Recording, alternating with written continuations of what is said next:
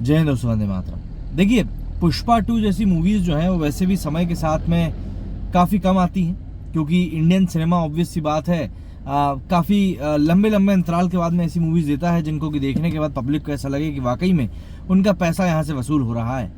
पुष्पा 2 उसमें से ही एक मूवी है, लेकिन अब ऐसा लगता है कि इस पुष्पा 2 का जो चार्म है वो थोड़ा सा कम होता जाएगा, क्योंकि पब्लिक ने अधिकतर इस मूवी को देख लिया है और इसीलिए मंडे से इसका जो कलेक्शन है वो लगातार नीचे की तरफ जाना अब शुरू हो चुका है।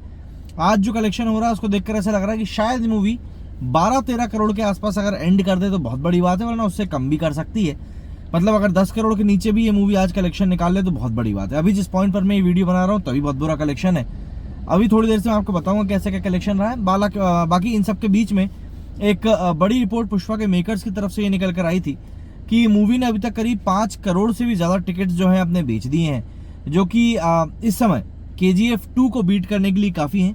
KGF 2 ने करीब 5.1 करोड़ टिकट बेचे थे और पुष्पा 2 ने 5.2 करोड़ टिकट जो है वो बेच दिए हैं। और ये मैं आपको 2 दिन पुरानी रिपोर्ट बता रहा हूँ, अभी नई अपडेट चीज़ निकल कर सामने आई नहीं है। लेकिन इन सब चीज़ों के बीच में एक बड़ी अपडेट ये निकल कर आई कि बुक माई शो की तरफ से डिक्लेयर किया गया कि पुष्पा 2 ने जो है 1.72 करोड़ जो टिकट्स हैं वो बेच दिए हैं एंड इसने बीट किया है बाहुबली 2 को। 1.71 करोड़ टिकट्स बाहुबली 2 के बिके थे एंड ये बात की जा रही है नेशनल सिनेमा की जो चेन्स हैं उनके रिस्पेक्ट में। मतलब जो बुक माई शो के ऊपर टिकट्स बिकती हैं, सिंगल स्क्रीन की बात नहीं कर रहा हूँ, मल्टीप्लेक्सेस की बात कर रहा हूँ, वहां पर इस मूवी ने एक बड़ा रिकॉर्ड क्रिएट किया है बाहुबली 2 को बीट करते हुए। बाहुबली 2 दरअसल सिंगल स्क्रीन के ऊपर काफ़ी अच्छी चली थी और यही कारण है कि उसका मल्टीप्लेक्सेस में काफ़ी कम काउंट रहा था, लेकिन यहाँ पर पुष्पा 2 ने उसको भी बीट कर दिया है। इसके अलावा पुष्पा 2 जो है आज की कंडीशन में अगर मैं बात करूं तो ऑब्वियसली बात है 1550 करोड़ के आंकड़े को ये मूवी पार कर चुकी है एंड इस वीकेंड पर मूवी ने ऑब्वियसली बात है ऑलमोस्ट 100 करोड़ रुपीस का ग्रॉस कलेक्शन भी निकाला है। तो इन सब चीज़ों के बीच में मूवी ने अपनी पकड़ को काफ़ी मजबूत करके रखा हुआ है और यही कारण है कि मूवी इस समय भारत की इस दुनिया में सबसे ज़्यादा कलेक्शन निकलने वाली मूवीज़ में तीसरे नंबर पर पहुंच चुकी है। पहले नंबर पर माना जाता है कि भाई दंगल है, पर समझ में नहीं आता कैसे है। दूसरे नंबर पर बात करें तो बाहुबली 2 है 1788 करोड़ रुपीस के साथ में। तीसरे नंबर पर पुष्पा 2 पहुंच चुकी है जिसके कलेक्शन 1550 करोड़ से प्लस में ही है। मेकर्स की तरफ से अभी तक कोई ऑफिशियल अनाउंसमेंट आया नहीं है, लेकिन ऑब्वियस सी बात है 1 या 2 दिनों में ये मूवी 1600 करोड़ के आंकड़े को टच कर सकती है अगर इस वीक में ये मूवी अच्छा कलेक्शन निकाले, जो कि फिलहाल ऐसा लग रहा है कि अब इसके लोएस्ट पर पहुंचने वाला है, क्योंकि बेबी जॉन भी अब रिलीज होने वाली है और उसकी एडवांस बुकिंग भी शुरू हो चुकी है। हालांकि बेबी जॉन की एडवांस बुकिंग काफ़ी मद्दी चल रही है। अभी जिस पॉइंट पर मैं ये वीडियो बना रहा हूँ इस पॉइंट तक इसके करीब 75 लाख के ही टिकट बिके हैं। लेकिन पुष्पा 2 को जो सबसे बड़ा फायदा हुआ है वो सबसे बड़ा फायदा हुआ है मुफासा के अंडर परफॉर्म करने से। दरअसल मुफासा का जो कलेक्शन निकल कर आया है वो उम्मीद से काफ़ी ज़्यादा कम है एंड लोगों का कहना है कि मुफासा का ये कम कलेक्शन कहीं ना कहीं पुष्पा को थोड़ा बहुत ही सही लेकिन एक मोटा मोटा फायदा पहुंचा सकता है। मतलब 3 दिनों के अगर मैं कलेक्शन की बात करूं मुफासा की तो 40.75 करोड़ का इसका कलेक्शन हो चुका है, जिसमें कि इंग्लिश में से 15.25 करोड़ निकाले हैं और हिंदी में 13.85 करोड़। इसके अलावा ये मूवी तेलुगु और तमिल में भी रिलीज हुई जहां पर किसने 6 करोड़ और 5 करोड़ का कलेक्शन निकाला है।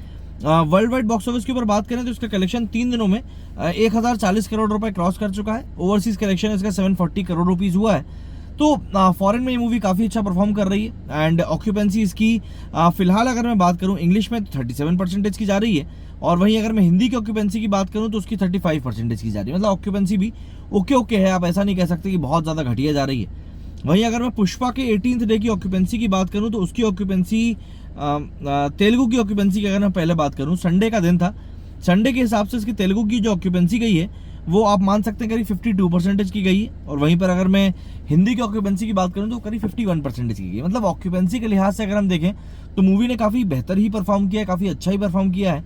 लेकिन लॉन्ग रन की अगर हम बात करें तो वहां पर थोड़ी सी मुश्किलात इस मूवी के लिए पैदा होते हुए दिखाई दे रहे हैं। मतलब कि आने वाले समय में मूवी कैसा परफॉर्म करेगी ये थोड़ी सोचने वाली बात जरूर होगी, क्योंकि जैसे जैसे समय बीत रहा है ऑब्वियस सी बात है इसकी पब्लिक अब कम ही होनी है। हम तीसरे हफ्ते में ऑलरेडी एंटर कर चुके हैं, बल्कि मंडे भी खत्म होने वाला है।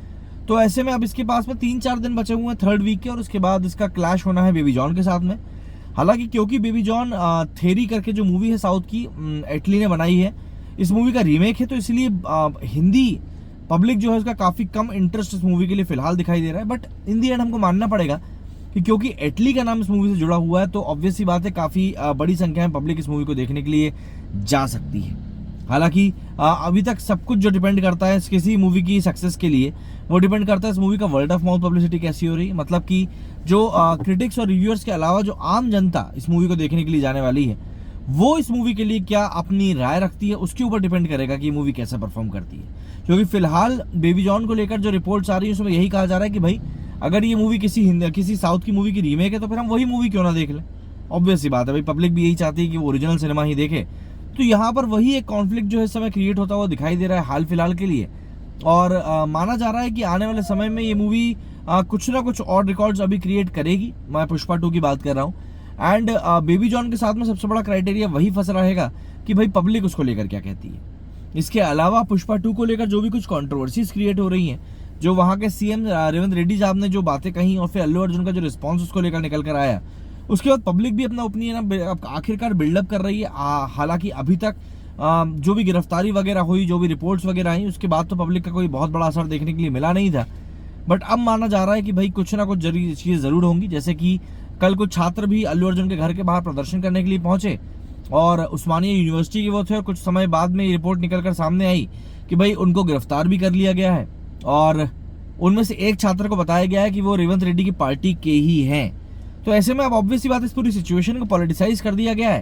एंड पॉलिटिसाइज करने के कारण कहीं ना कहीं चीज़ें जो है अब आउट ऑफ कंट्रोल जाएंगी।